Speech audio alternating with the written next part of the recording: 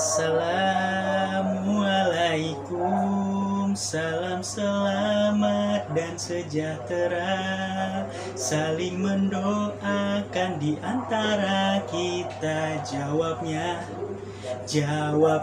Waalaikumsalam warahmatullahi wabarakatuh. Alhamdulillah baik. Halo semua, apa kabarnya? Semoga kita semua dalam kondisi yang baik-baik saja ya. Tetap jaga kesehatan dan tetap semangat untuk belajar. Tentunya kalian pasti berkegiatan dengan yang sangat positif ya di rumah masing-masing. Nah, bertemu lagi dengan Pak Andri di sini. Ya, pertemuan kali ini kita akan belajar mengenai ilmu ekonomi.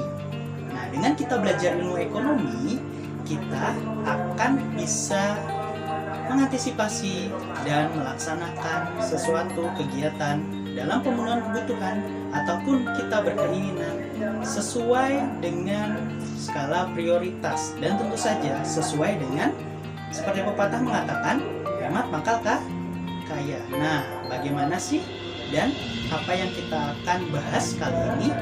Yuk kita simak pembelajaran hari ini. Anak-anak, hari ini kita akan membahas mengenai apa yang dinamakan dengan kelangkaan sumber daya. Nah, mungkin kalian sudah ada tuh yang membaca buku di rumah ya, terkait dengan istilah kelangkaan. Oke, sekarang yang akan kita bahas di pembelajaran hari ini, apa saja sih indikatornya?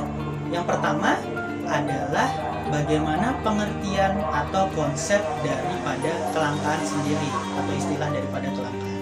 Nah, yang kedua, kita akan membahas mengenai sebab-sebab mengapa sih terjadinya kelangkaan sumber daya. Dan yang ketiga adalah bagaimana usaha kita sebagai manusia, ya, yang dikenal dengan manusia sebagai makhluk ekonomi, mengatasi permasalahan daripada kelangkaan. Nah, yuk kita bahas satu persatu terkait dengan kelangkaan itu sendiri. Manusia adalah makhluk ekonomi atau yang kita kenal sebagai Homo economicus. Mengapa manusia disebut Homo economicus? Karena manusia selalu ingin memenuhi kebutuhannya ataupun keinginannya atas sesuatu. Nah, dalam memenuhi kebutuhannya tersebut, manusia bertindak sebagai makhluk sosial. Mengapa hal tersebut bisa terjadi? Seperti yang kita pernah pelajari bahwa manusia tidak dapat memenuhi kebutuhannya sendiri.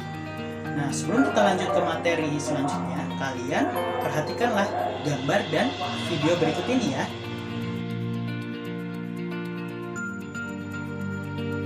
Bersama berita mengenai 2 warga negara Indonesia yang positif terpapar virus corona ini membuat warga kemudian menyerbu apotik dan juga minimarket untuk memborong masker serta cairan antiseptik pembersih tangan. Kelangkaan masker dan cairan antiseptik pun melanda sejumlah tempat di tanah air.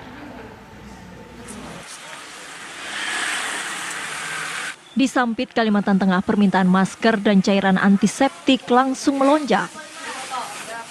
Bahkan saat ini kedua barang tersebut sudah langka alias tidak ada di pasaran, baik di apotik maupun pasar swalayan.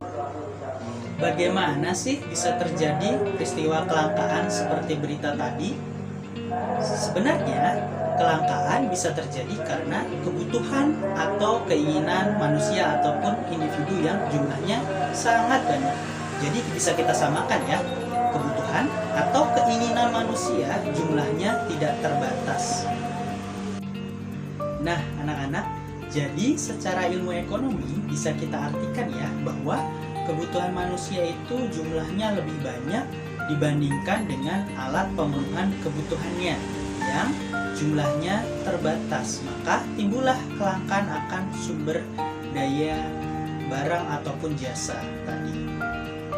Baik, anak-anak, kita simpulkan ya.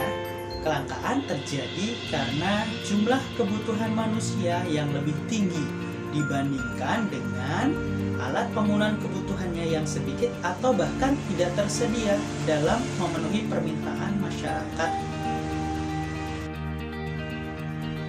Sama halnya kita bisa melihat kondisi Indonesia beberapa bulan ini. Ketika pandemi virus COVID-19 melanda negara kita, pemenuhan akan kebutuhan masker, hand sanitizer seperti yang diberitakan tadi menjadi jarang. Karena apa? Karena masyarakat lebih banyak membutuhkan hal tersebut. Akan tetapi itu tidak berbanding lurus dengan produksinya. Masyarakat banyak berbondong-bondong membeli hand sanitizer maupun masker untuk memenuhi kebutuhannya akan kesehatan mereka.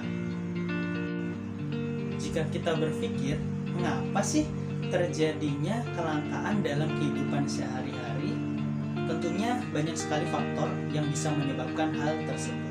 Yang pertama, mungkin karena sumber daya yang memang terbatas sebagai alat pemenuhan kebutuhan manusia. Atau mungkin yang kedua, karena kondisi tertentu menyebabkan kebutuhan manusia menjadi lebih banyak. Baik, untuk selanjutnya anak-anak, kita akan membahas mengenai faktor-faktor yang menyebabkan kelangkaan akan sumber daya. Yang pertama adalah letak geografis. Yang kedua, jumlah penduduk. Yang ketiga, kemampuan produksi. Yang keempat adalah perkembangan teknologi. Dan yang kelima adalah bencana alam.